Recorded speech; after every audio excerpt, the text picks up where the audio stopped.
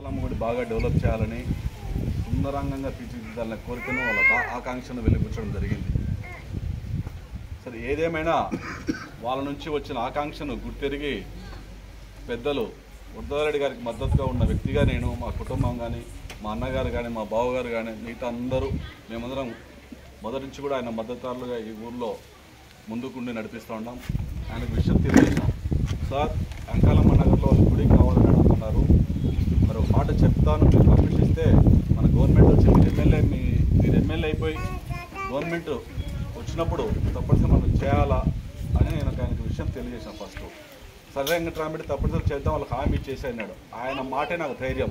ఆ ధైర్యంతోనే మీ ముందుకు వచ్చి మళ్ళీ ఈ విధంగా అందరితో కలిసి ఈ అంకాలమ్మ గుడిని ఖచ్చితంగా డెవలప్ చేస్తామని మీకు హామీ ఇవ్వడం జరిగింది.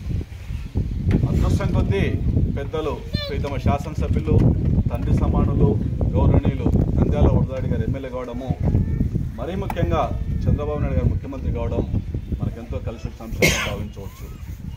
పార్టీకి సంబంధం లేదు, కానీ అనుకోవాల్సిన సందర్భం కాబట్టి ప్రస్తావించుకోవాల్సిన అవసరం.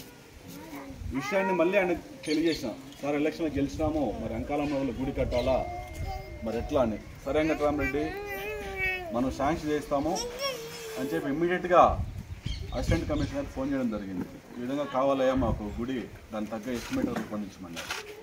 అసిస్టెంట్ కమిషనర్ స్పందించి ఎగ్జిక్యూటివ్ గంగయ్య గారిని ఇక్కడ పంపించడం జరిగింది. ఆయన చాలా బిజీ షెడ్యూల్, జిల్లాకంతా ఒకటే అధికారి ఉంటాడు. అప్పుడు 10 కాన్స్టిట్యున్సీలకి, ఇప్పుడు 7 కాన్స్టిట్యున్సీలకి అంతా ఒకటే అధికారి. ఆయన చాలా గుళ్ళు ఇలాంటి ఎంతో చేసినాడు.